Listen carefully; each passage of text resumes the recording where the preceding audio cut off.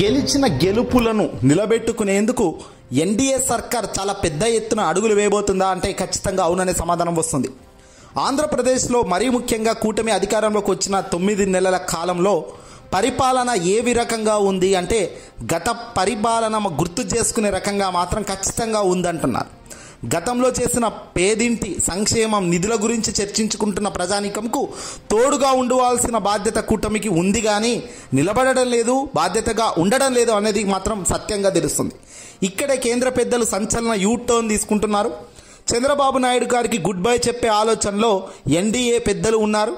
మాజీ ముఖ్యమంత్రి జగన్మోహన్ రెడ్డి గారితో ఇప్పటికే టచ్లోకి వచ్చిన కేంద్ర పెద్దలు పవన్ కళ్యాణ్ సహాయంతో చక్రం తిప్పబోతున్నారు అనే స్కెచ్ ఇప్పుడు సంచలనంగా లీక్ అవుతుంది. అవును, ఎప్పుడు కూడా ప్రత్యర్థులుగా ఎవరుంటారు, వారి బలాలేంటి, బలహీనతలు ఏంటి అనేదే టార్గెట్ చేస్తుంది ఎన్డీఏ కూటమి. ఈ ఎన్డీఏ సర్కార్, బీజేపీ సర్కార్ ఢిల్లీ వేదికగా చేస్తున్న అంశాలు ఇలాగే ఉంటాయి. అందులో భాగంగానే ప్రతి రాష్ట్రంలో వాళ్ళ గెలుపు సులువు అవుతుంది. గెలిచే ముందే ఆలోచిస్తున్నారు. ప్లాన్ ఎక్కడ పర్ఫెక్ట్ ఉంటుందో అక్కడే అమలు చేస్తారు, అక్కడే హిట్ కొడతారు. ఇప్పుడు గెలిచాము ఏపీలో, కానీ రాబోయే కాలంలో ఏపీలో పై చేయి సాధించాలంటే ఎలా అనే దానిపై ఇప్పటికే కేంద్రం కసరత్తు ప్రారంభించింది.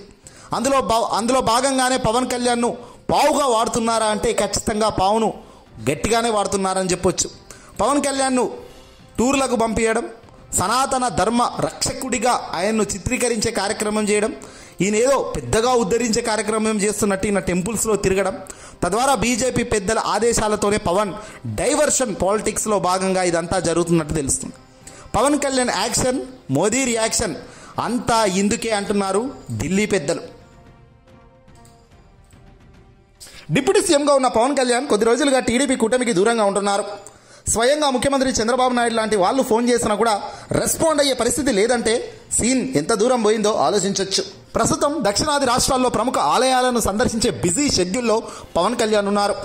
కేరళ, కొచ్చి, తమిళనాడు లాంటి దేశాలు, ఇతర పక్కపక్క రాష్ట్రాలను తిరుగుతూ పూర్తిగా సనాతన ధర్మ పరిరక్షకుడిని అనే పేరు తెచ్చుకునే ట్యాగ్లైన్ వరకు ఈ రక్షకుడు పంపిస్తున్నారట బీజేపీ. దక్షిణాది రాష్ట్రాలు అంటే సౌత్ స్టేట్స్ భారతీయ జనతా పార్టీకి పట్టు చిక్కడం లేని రాష్ట్రాలు అని చెప్పవచ్చు. కర్ణాటకలో అధికారాన్ని చేజారుకుంది ఈ పార్టీ. తెలంగాణలో బలం పెంచుకునే ప్రయత్నం చేస్తుంది. వచ్చే ఎన్నికల్లో అధికారం దిశగా అడుగులు వేసేందుకు పక్కా ప్లాన్లు ఇప్పటికే రూపొందిస్తున్నారు. అన్ని రకాలుగా ప్రయత్నాలు, ఇబ్బందులు ఎన్నుంటాయి అనే దానిపై అన్వేషిస్తున్నారు. ఆంధ్రప్రదేశ్లో ప్రత్యేక దృష్టి పెట్టిన బీజేపీ సర్కార్ ఇక్కడ జగన్ను పక్కాగా టార్గెట్గా ఏమీ చేయలేమని ఫిక్స్ అయి జగన్ వద్దకే బేరానికి సిద్ధమయ్యారు. కానీ ఇక్కడ బేరాలు లేవు బ్రదర్, వీలైతే మంచి చేసేందుకు మాత్రమే తోడుగా ఉంటాము తప్ప మాతో పొత్తులు కుదరదు అని బీజేపీకి సంబంధించిన వైఎస్ఆర్సీపీ పార్టీ కరాగండిగా చెప్తుండడం గమనార్హం. జగన్ అనేక సందర్భాల్లో మోదీ ఆప్షన్లు కానీ అమిత్ షా గారి లైన్ క్లియర్లు ఇచ్చినప్పటికీ ఎక్కడ కూడా ఈ లైన్ క్లియర్లను ఒప్పుకునే పరిస్థితి లేదు అని చెప్పేశారు. ఒప్పందాలు ఓకే అవుతే ఒక మాదిరి ఉంటుంది కానీ పూర్తిగా మీ దగ్గర మేము ఉండాలి అంటే మాత్రం కుదరదు అని చెప్తున్నారు. ఇక్కడ జగన్ గ్యారంటీగా భవిష్యత్తులో భారీ ఎత్తున ముందుకు అడుగులు వేసే ఆలోచన ఉంది కాబట్టి బీజేపీ జగన్ను తక్కువగా అంచనా వేయడం లేదు.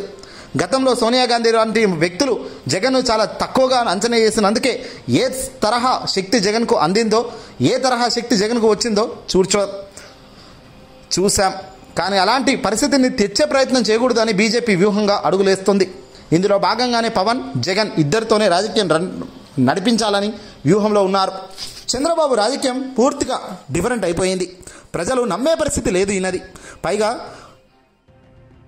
వాల్యూ, క్రెడిబిలిటీ అనే పదాలకు దూరంగా చంద్రబాబు పరిపాలన ప్రూవ్ కూడా అయిపోయేసరికి ఈసారి ఖచ్చితంగా చంద్రబాబుతో పక్కన ఉంటే ఏది కాదని ముందే డిసైడ్ చేసి అడుగులు వేస్తున్నారు.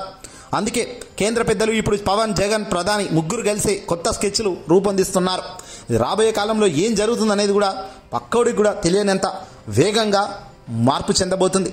చూద్దాం ఏం జరుగుతుందో. మరి ఏదేమైనా టీడీపీ గడ్డు రోజులే.